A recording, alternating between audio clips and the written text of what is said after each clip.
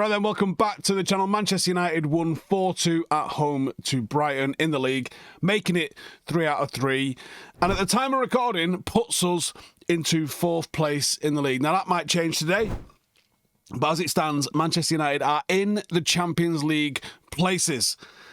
After starting with one of the worst runs you could ask for in the Premier League, we have now got a relatively favourable run. Can we cement ourselves in this place and turn what started out as a real bad season into one that actually delivers some promise? Let's get into the 5 things that we learned. First and foremost, Brighton Mbeumo, he is a footballer. And I know you're like, oh, really? Nice one, Michael Owen. But, I mean, he is a footballer. Everything he does is a threat. He presses, he runs in behind, even the way he shapes up a defender before either cutting in or peeling off them. He is becoming a goal and assist machine. He is a match winner, and it stands out with how efficient he is. He doesn't waste touches. His end product is clean. He is decisive. He is ruthless. The movement, the instinct, everything he does is a level above. And he's a level above what United have had for absolutely years. He is dragging centre-halves all over the place. He's starting to understand the position he needs to hold on the pitch in this system. He's already on 5 goals already so far this season, and the variety of goals shows range. He scored headers, he has scored curled finishes, we have had tap-ins, we've had breakaways. You can't coach the instinct that we're getting from him. Many a player have had their fees questioned. He is already proving to be worth whatever it was that we paid for him. He gives us a vertical threat that the system absolutely required. He presses when we don't have it. He stretches the game. He can play off 1 and 2 touch, and he's starting to combine with Ahmad down that right-hand side. United have finally got, not just him, but we have finally got a forward that doesn't just participate, he decides games of football. I love him. Number 2, Cunha finally gets his goal. And he gets a goal that his performances have absolutely deserved. He's been everywhere lately. He's been dropping deep. He's been linking play. We are seeing the intelligence that he delivers, driving through the thirds. And now he's got the finish to show for it. And he won't get an assist for this. But that entire second goal of Casemiro's, it came from Cunha. The ball gets played up to him. I think it was Bruno that played up to him. I haven't seen it back yet. And he plays it off one, over the shoulder, round the corner, on the inside. And that was the spark that goal that move needed to be able to turn it into a goal. He got a great finish outside the box, FYI, Mr. JJ Bull. Hopefully we'll be seeing some analysis of how good United are from shooting outside the box after this week, but I won't hold my breath. At a time when football can feel robotic, overcoached, risk-averse, I said this week, he is the sort of player that you absolutely would pay to watch.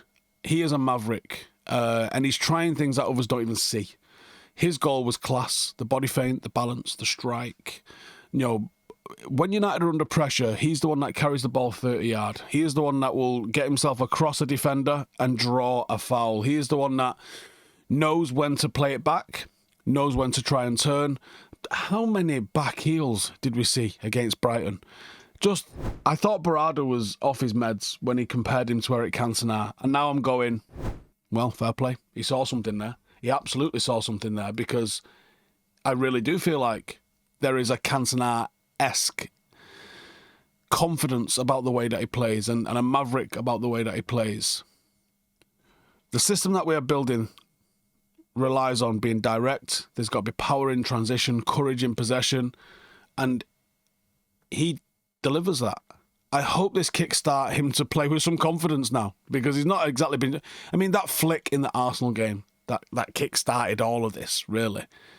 That's showing you what we were dealing with. Imagine with him, with some confidence about him now. Oh, he's a real weapon for us. And, yeah, he makes me enjoy watching United play at the moment. Between him and Mbeumo, I really like what our forward line is building. And I think Sesko's still getting something as well. You know, he had a real good opportunity which he could have done with putting away, to be honest with you, in the first half. Still thought he had a good showing, but Yeah, this forward line is really starting to gel together, and it's going to get better and better as time goes on with a little bit of patience, but it's really starting to show what it can do at the moment. This isn't just another pretty face. The Lawnmower 5.0 Ultra is built to handle your most sensitive areas with care, helping reduce the risk of nicks, cuts, and irritation where it matters the most. Whether you're cleaning things up for a date, a trip, or just to feel a little bit more put together, the White Hot Trimmer makes below-the-waist grooming a whole lot smoother.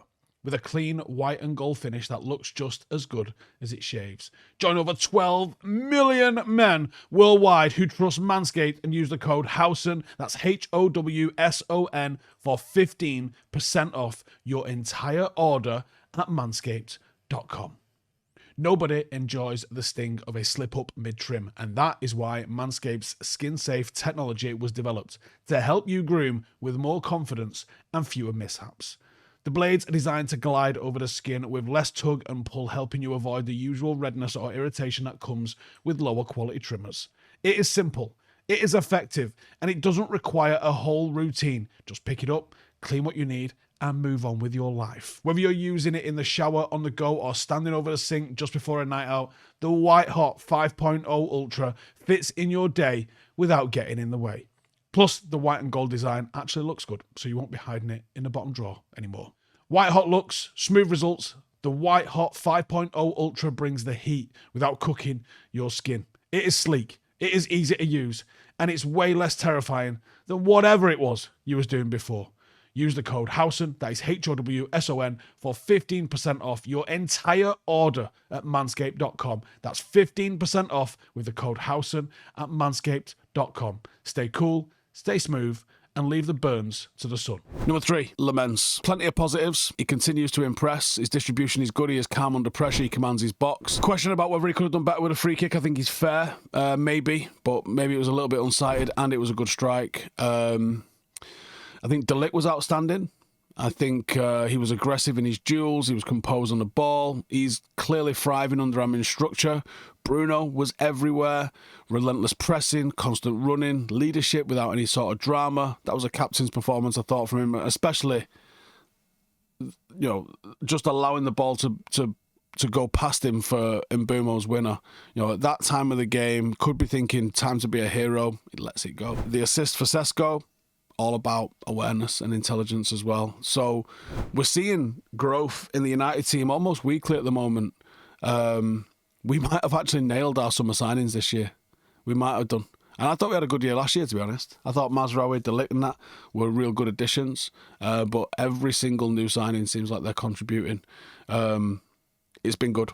So long may that continue. Number 4, for all the positives that we just had in that game, the substitutes almost blew it for us. Maybe Ugarte was the only one that didn't look off the pace, but even he didn't really cement any. He didn't come on and go, hey, I need to be starting games here, lads. Mainoo, normally composed, looks sluggish. Xerxes should be helping kill the game off. Loses his man for the second. I think Amorim has to make subs, and you should be allowed to make subs at 3-0 at home with the dominant composure that United have shown to get to that. The manager has to be able to go, okay, let's make some changes. Let's keep it fresh. Let's keep our foot to the floor, and let's see this game out. And the subs came on, and that didn't happen. The drop-off between the starters and the subs was absolutely huge. Maybe that's an idea where the January window could be a bit of a focus for us, because we will get away with it this season probably, because we're only in the Premier League, and the FA Cup will come at a time when the Premier League is off. So we will not really be asked to play multiple games more than a couple of weeks when them games are scheduled. But if we stay in Champions League spaces or even Europa League spaces, we'll be playing multiple games a week next year. We can't just start dealing with it then. We're going to have a ramp up to that now, and we're going to have a squad of 17 or 18 players that we know we can trust, because the gap at the moment from the subs to the starters is huge. We're going to have people coming off the bench and maintaining, not dismantling the rhythm. And finally, Amorim, momentum. A week ago, we hadn't won back-to-back games. 7 days later, and we're sitting on 3 wins in a row.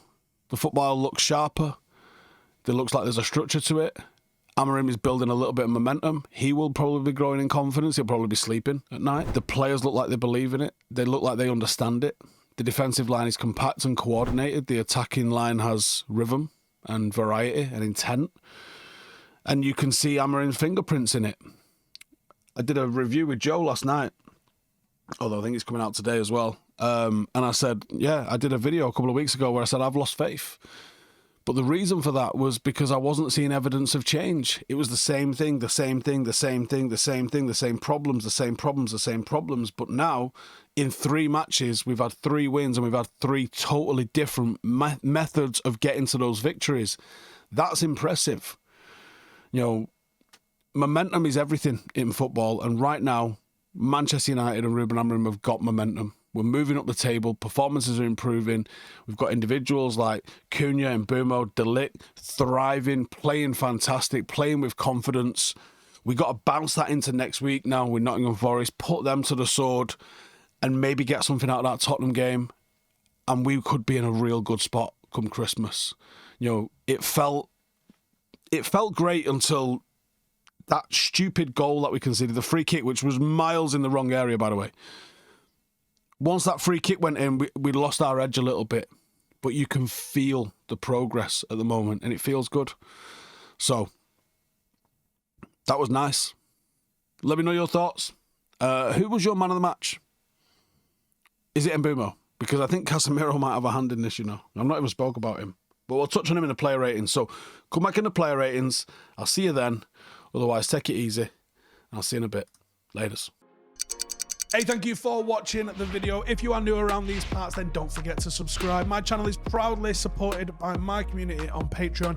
If you'd like to get a little bit of extra content, a Discord group, meetups, 5-a-side games, weekly podcasts, behind the scenes, and even an occasional bit of transfer news as and when I get it, then for the price of a pint, you can show your appreciation for the content that we make and get some goodies for doing so as well. Check the link in the description or click the button right here. You'll also find all of my socials here too if you want to follow me on any of those platforms. Nice one.